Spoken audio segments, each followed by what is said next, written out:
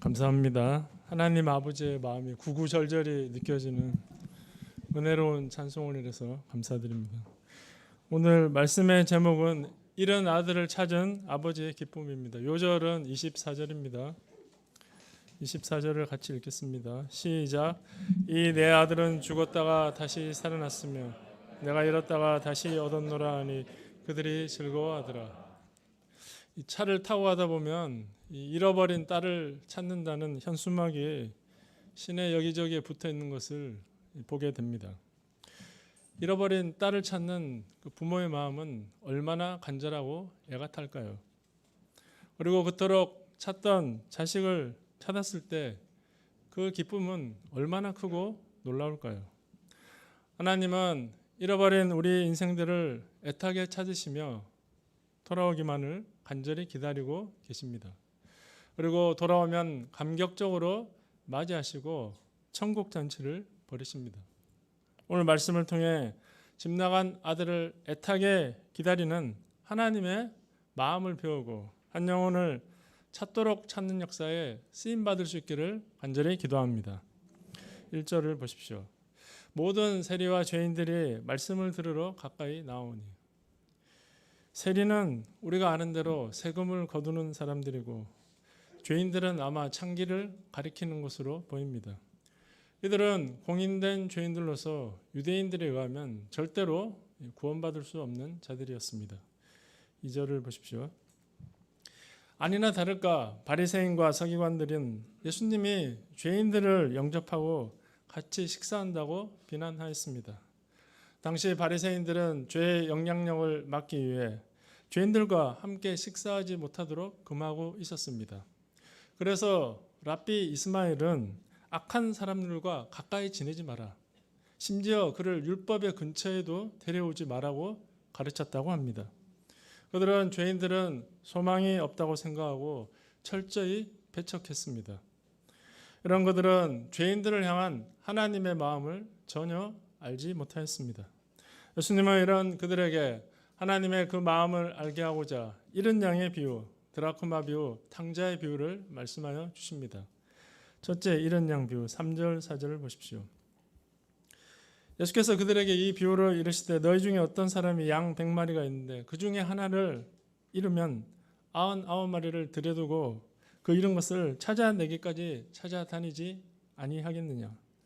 팔레스타인에서 양은 주된 재산이요 생계 수단으로 그 목초지는 대부분 해발 남북을 잇는 해발 500m 고온지대에 형성되어 있어서 양이 길을 잃으면 사고를 당하기 쉬웠다고 합니다. 그래서 3-4명의 목자가 한조가 되어 양떼를 돌보았습니다. 만약 그 중에 한 마리를 잃어버리면 99마리를 들에 두고서라도 그 잃은 것을 찾기까지 찾아 나섰습니다. 이는 목자에게 한 마리의 양은 100분의 1의 가치가 있는 것이 아니라 그 자체로 절대적 가치가 있었기 때문이었습니다. 마치 자식이 아무리 많아도 부모에게 모든 자식이 자기 생명처럼 하나하나 소중한 것과 같습니다. 양을 잃은 목자는 고집세고 말 안 듣더니 잘됐다. 한번 실컷 고생해봐라 하지 않고 양 한 마리를 찾도록 찾아 나섭니다. 힘들다고 포기하지 않고 그 이름을 부르면서 온 산과 들로 밤을 새워 돌아다닙니다. 그리고 낭떠러지에서 오도 가도 못하고 있는 양을 발견하고 너무 기뻐서 어깨에 메고 돌아옵니다. 5절과 6절을 다 같이 읽어보시겠습니다. 시작. 또 찾아낸즉 즐거워 어깨에 메고 집에 와서 그 벗과 이웃을 불러 모으고 말하되 나와 함께 즐기자 나의 잃은 양을 찾아내었노라 하리라. 5절에 즐거워라는 말씀은 카이로로서 기쁨이 너무 넘쳐서 노래를 부르고 춤이라도 덩실덩실 추고 싶을 만큼 기쁜 상태를 가리킵니다. 어깨에 메고라는 말씀은 아무리 목자의 말을 듣지 않고 제 길로 간 양이라 할지라도 사실 이런 양은 좀 엉덩이를 때려주고 목에 목줄을 매서 질질 끌고 와도 시원치 않을 판이지만 온 동네에 내보이고 싶을 만큼 큰 자랑거리가 된다는 것입니다. 그래서 이웃과 함께 잔치를 벌이므로 그 기쁨을 나눕니다. 나와 함께 즐기자. 나의 잃은 양을 찾아내었노라. 7절을 보십시오. 내가 너에게 이르노니 이와 같이 죄인 한 사람이 회개하면 하늘에서는 회개할 것 없는 의인 99으로 말미암아 기뻐하는 것보다 더하리라. 이는 99마리의 양이 중요하지 않다는 것이 아니라 잃어버린 양이 그만큼 각별한 관심과 사랑의 대상이 됨을 말해줍니다. 이와 마찬가지로 죄인 한 사람이 회개하면 회개할 것 없는 99명의 의인보다 더 큰 기쁨을 가져다 줍니다. 둘째, 드라크마 비유 8절을 보십시오. 한 여인에게 10 드라크마가 있었는데 하나를 잃어버려 등불을 켜고 집을 쓸며 찾을 때까지 찾아 나섰습니다. 이게 뭐라고 이렇게까지 찾는 것일까요? 한 드라크마는 한 데나리온, 곧 하루 품삯에 해당하는 그렇게 큰 돈이 아니었습니다. 그러나 유대 여인에게 있어서 10 드라크마는 결혼 반지에 해당하는 소중한 것이었습니다. 유대 사회에서 남자가 아내를 맞이할 때 결혼 지참금으로 10 드라크마 연립을 줄에 끼워서 주었다고 합니다. 여인은 그것으로 머리 장식을 하였고 잘 때도 이것을 결코 풀어놓지 않았다고 합니다. 빚이 많아 채권자에게 집이 넘어가더라도 채권자는 여인이 가지고 있는 이 10 드라크마만큼은 압류하지 않았다고 합니다. 이는 그만큼 이를 소중하게 여긴 것이며 10 드라크마에서 한 드라크마만 빠져도 결코 그 값을 할 수 없었기에 등불을 켜서 지방 구석을 쓸어서라도 찾고자 한 것입니다. 이렇게 해서 찾게 되면 어떻게 합니까? 9절을 다 같이 읽어보시겠습니다. 시작. 또 찾아낸즉 벗과 이웃을 불러 모으고 말하되 나와 함께 즐기자. 이런 드라크마를 찾아내었노라 하리라. 이 경제적 손익을 생각한다면 법과 이웃을 초청하여 잔치를 베푸는 것보다 차라리 이런 드라크마를 찾지 않는 것이 더 나을지도 모릅니다. 왜냐하면 이 치킨 서너 마리에 과일만 좀 사도 벌써 한 드라크마를 넘기 때문입니다. 그런데도 이렇게 이웃을 불러 잔치하는 것은 잃어버린 결혼 기념물을 찾은 기쁨이 너무나 크고 또 크기 때문입니다. 하나님의 마음이 곧 이러하십니다. 10절을 보십시오. 내가 너에게 이르노니 이와 같이 죄인 한 사람이 회개하면 하나님의 사자들 앞에 기쁨이 되느니라. 바리새인들이 그렇게 무시하고 정죄하는 죄인 한 사람이 회개하면 그것보다 더 기쁘고 감동적인 일은 없다는 것입니다.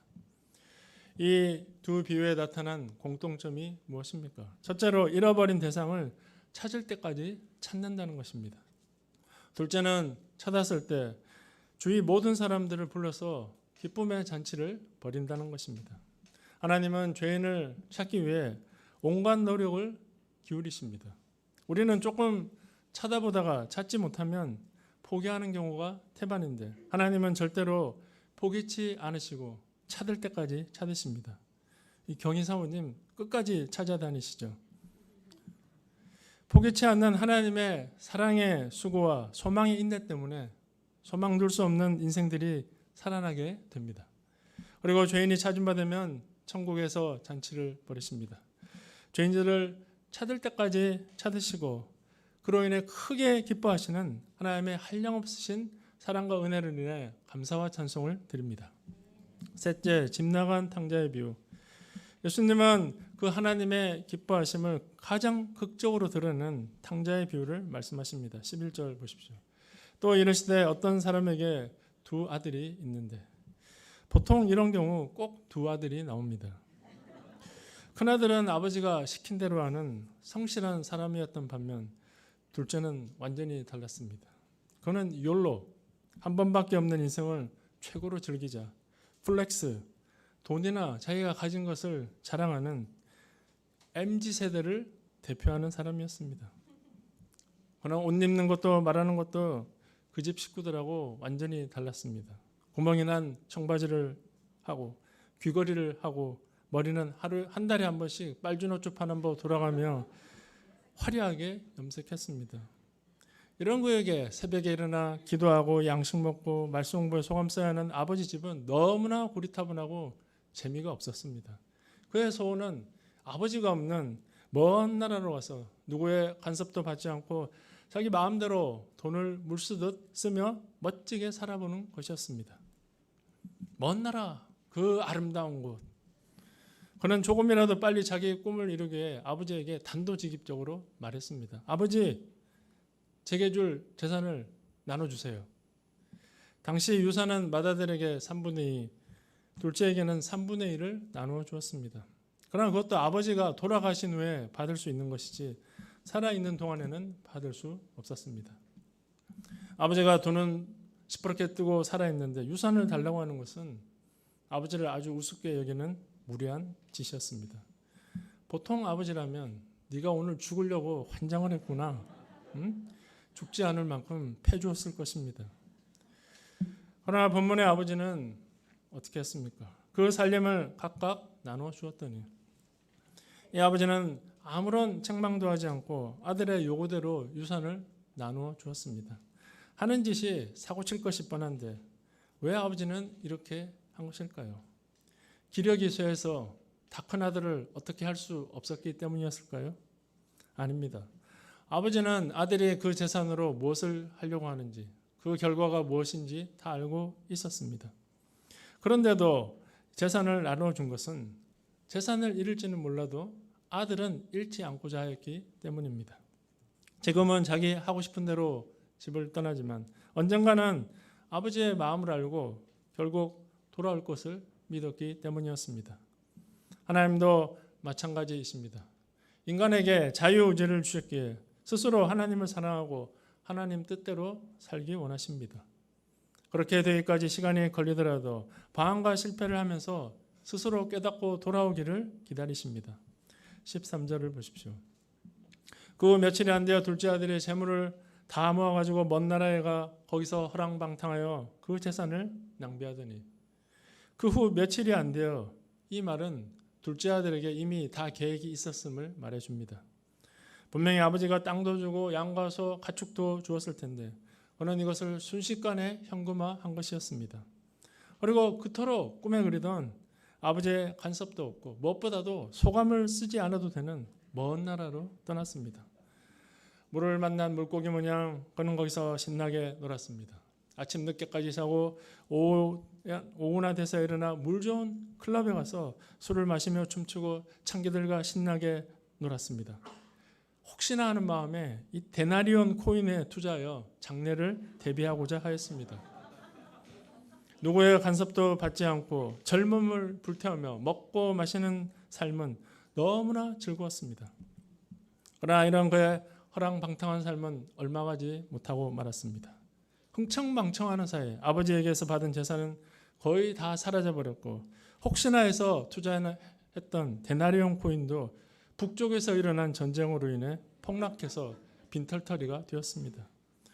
돈이 있을 때는 그렇게 알랑거리던 친구들이 많더만 돈 떨어지자 언제 그랬냐는 듯이 다 떠나가 버리고 말았습니다.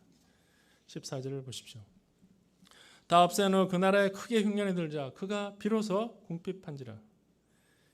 얼마 전까지 길에 돈을 뿌리고 다닐 정도로 흥청망청이었는데 설상가상 그 땅에 흉년이 들자 이제 컵라면 하나 사 먹을 돈도 없을 정도로 궁핍해지게 되었습니다. 사정이 이렇게 되자 그는 3D 업종 중에 하나인 돼지치기로 취업하였습니다. 하지만 그 농장은 외국인 노동자의 노동력을 착취하는 곳이었습니다.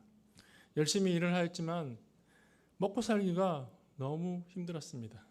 심지어 돼지가 먹는 쥐엄 열매로 배를 채우고자 했지만 이 돼지 같은 주인은 쥐엄 열매도 먹지 못하도록 철저히 감시했습니다. 이로 인해 그는 굶어 죽을 지경이 되고 말았습니다. 이러한 둘째 아들의 모습은 하나님을 떠난 우리 인간의 모습과 동일합니다. 하나님을 떠나 아무 간섭도 없이 내 마음대로 살면 행복할 것 같습니다. 실제로 한 며칠 정말 재밌고 이렇게 좋을 수가 있을까 하는 생각이 듭니다. 특히 그 지긋지긋한 소감을 안 쓰니 정말 날아갈 것 같습니다. 그러나 곧 하나님 없는 마음은 허망해지고 어두워져 갈 길 몰라 방황하게 됩니다. 그 허무함과 어두움을 채우기 위해 죄에 빠짐으로 죄의 종으로 전락하여 그 내면은 심히 공고해지게 됩니다. 이 지경에 이르자 그는 아버지 집이 떠올랐습니다. 17절을 다 같이 한번 읽어보시겠습니다. 17절입니다. 시작. 이에 스스로 돌이켜 이르되 내 아버지에게는 양식이 풍족한 품꾼이 얼마나 많은가 나는 여기서 주려 죽는구나. 스스로 돌이켜라는 말은 문자 그대로 자신에게로 돌아왔다는 뜻으로 정신을 차렸다는 뜻입니다.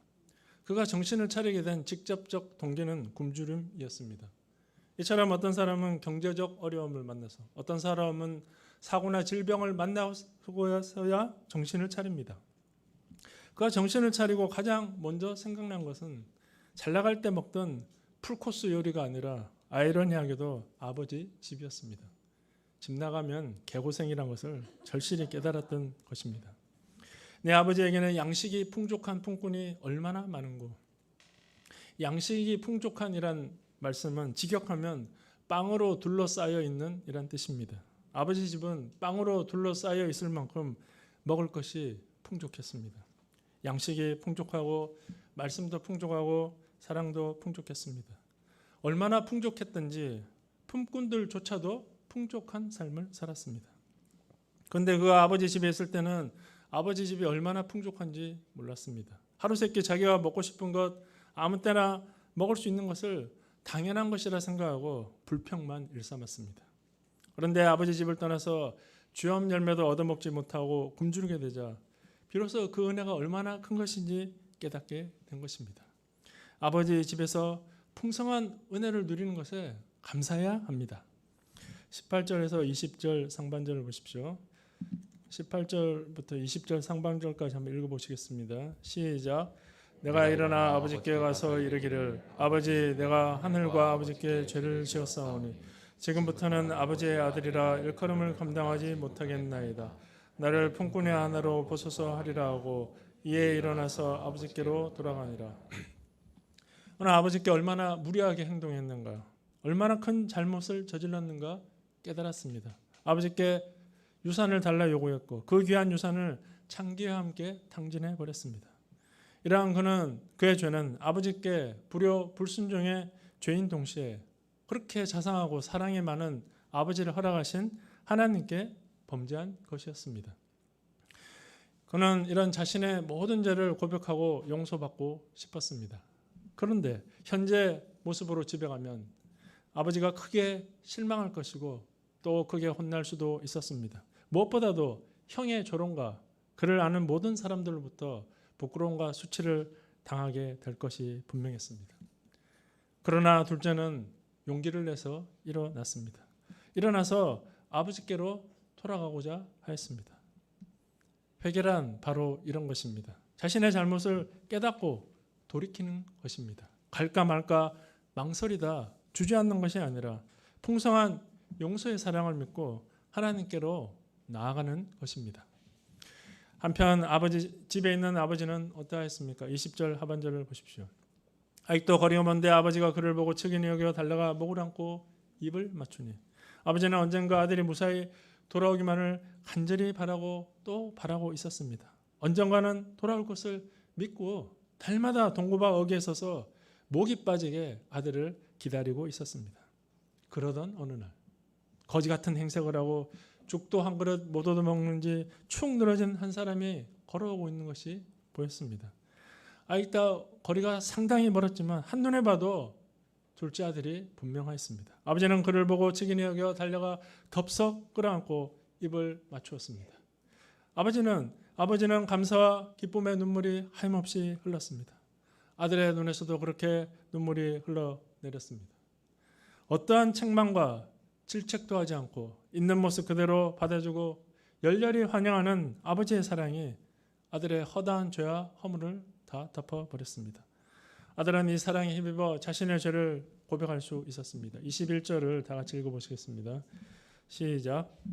아들이 이르되 아버지 내가 하나님과 아버지께 죄를 지었사오니 지금부터는 아버지의 아들이라 일컬음을 감당하지 못하겠나이다 하나.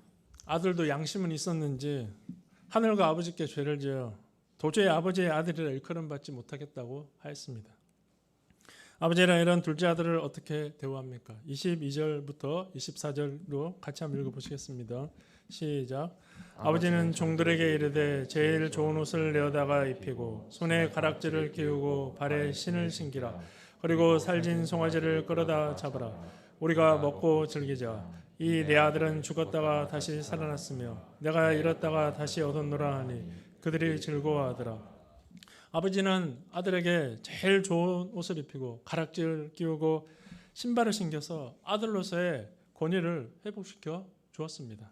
그리고 살진 송아지를 잡아 동네 사람들을 초청하여 기쁨의 잔치를 벌였습니다. 아버지는 죽었다가 다시 살아난 아들로 인해 기쁨이 충만하였습니다. 우리는 아버지를 통해서 죄인들을 향한 하나님의 사랑을 배울 수 있습니다. 첫째, 하나님은 회개한 자의 과거를 묻지 않으신다는 것입니다. 아버지는 너 돈 얼마나 썼니? 도대체 여자를 몇 명이나 만난 거야? 따져 묻지 않았습니다. 우리 주님도 회개한 자의 과거를 묻지 않으시고 그 죄도 기억하지 않으십니다. 돌아오면 있는 모습 그대로 맞아주시고 기뻐하여 주십니다. 둘째, 하나님은 우리에게 의로움을 주십니다. 못난 짓만 하고 돌아왔으면 혼내주고 벌을 주어야 하지만 오히려 죄의 옷을 벗기시고 가장 좋은 옷, 예수 그리스도의 의의 옷으로 입혀 주십니다. 그리고 반지를 끼워 주심으로 품꾼의 하나가 아니라 하나님의 자녀로 대우하여 주십니다. 이는 참으로 큰 은혜요 사랑이 아닐 수 없습니다. 지은 죄로 감히 하나님 앞에 설 수 없는 죄인들을 돌아오기만 하면 영접하시고 기쁨으로 맞이하시는 하나님의 크신 사랑과 은혜로 인해 감사와 찬송을 돌려드립니다. 25절부터 28절을 보십시오. 마다들이 밭에서 일하다가 돌아와 집에 가까이 왔을 때 풍악과 춤추는 소리가 들리는 것이었습니다. 이날은 아버지, 어머니 그리고 자기 생일도 아닌 지극히 평범한 날 중에 하루였습니다. 아버지가 이런 날 잔치를 벌이고 풍악을 울리는 것은 생전 보지 못한 일이었습니다. 너무나 의아하여 무슨 일이 있는가 종에게 물어보니 깜짝 놀랄 소식을 전하는 것이었습니다. 당신의 동생이 돌아와서 당신의 아버지가 건강한 것을 다시 맞아들임으로 인하여 살진 송아지를 잡았나이다. 매야 그 미친놈이 돌아왔다고? 그는 놓아여 집에 들어가고자 하지 않았습니다. 아버지가 들어가고자 권했지만 그 재수없는 동생 얼굴은 보고 싶지도 않았고 그런 자식을 받아주는 아버지가 섭섭해서 더 들어가고 싶지 않았습니다. 29절 30절을 보십시오. 큰아들은 그동안 한 번도 명을 어기지 않고 열심히 일하면서 아버지를 섬겼습니다. 그런 그에게 염소 새끼라도 줘 벗들과 즐기게 해주지 않으셨으면서 창기들과 함께 그 많은 재산을 말아먹은 둘째에게 살진 송아지를 잡아주시다니 이것은 너무나 불공평한 일이었습니다. 멍석말이를 해서 실컷 두들겨 패고 종으로 부려도 시원치 않은데 성대한 잔치라뇨. 기가 막혀서 말이 나오지 않았습니다. 사실 맏아들의 원망하는 말이 맞는 것 같습니다. 그러나 맏아들이 모르는 것이 있었습니다. 아들들이 다 아는 것 같죠. 아들들은 모르는 것이 있습니다. 그것이 무엇일까요? 31절 32절을 다 같이 읽어보시겠습니다. 시작. 너는 항상 나와 함께 있으니 내 것이 다 내 것이로되 이 내 동생은 죽었다가 살아났으며 내가 잃었다가 얻었기로 우리가 즐거워하고 기뻐하는 것이 마땅하니라. 맏아들은 아버지와 항상 함께 있었습니다.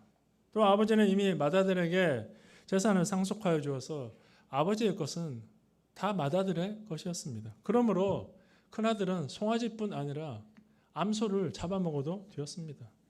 자주 친구들을 불러서 한 마리뿐 아니라 여러 마리를 잡아서 바베큐를 해먹어도 되었습니다. 그런데 그는 아버지 집에 있으면서 이런 은혜를 누릴 줄 몰랐습니다. 그는 율법적이었고 아버지와 사랑의 관계성이 없었습니다. 그는 분명 아들이었지만 실제 삶은 아버지의 눈치를 보는 종과 같았습니다. 그래서 아버지 곁에서 풍요롭게 살며 일을 할 수 있는 것이 얼마나 행복한가 몰랐습니다. 아버지를 사랑하지 않았고 집낭한 동생은 전혀 사랑하지 않았습니다. 그는 늘 아버지 집에 있었지만 마음은 아버지 집을 떠난 집안에 있는 탕자와 같았습니다. 바로 바리새인과 서기관들이 큰아들과 같은 자들이었습니다. 우리도 신앙생활 오래 하다 보면 첫째 아들 같은 마음을 갖기 쉽습니다. 구원받았을 때 은혜와 감격은 다 사라지고 내가 열심히 수고해서 큰 역사를 이루었다는 의의가 생깁니다. 그러면서 집 나간 탕자들에 대한 판단과 정죄로 가득하게 됩니다. 꼭 그런 자들이 나와서 은혜 받고 대접받는 것을 보면 눈꼴 싫어서 보지 못하게 됩니다. 그러나 우리가 구원받은 것도 하나님의 은혜요. 주님의 양떼를 맡아서 섬기는 것도 다만 하나님의 은혜입니다. 나도 한때는 잃어버린 탕자였는데 하나님의 간절한 기다림과 무조건적인 사랑으로 살아난 것입니다. 그러므로 아버지 집에 있는 것으로 기뻐하고 감사해야 하겠습니다. 우리가 큰아들처럼 율법적인 생각, 종과 같은 마음으로 지내던 것을 회개하고 아버지 집에 가는 것이 큰 축복임을 깨닫고 감사와 기쁨으로 형제와 자매를 사랑하고 섬기는 복된 삶을 살 수 있기를 간절히 기도합니다. 저는 예전에 돌아온 탕자 말씀을 자주 전했습니다. 왜냐하면 돌아온 탕자하면 바로 제가 생각날 정도로 아버지 집을 자주 떠났기 때문이었습니다.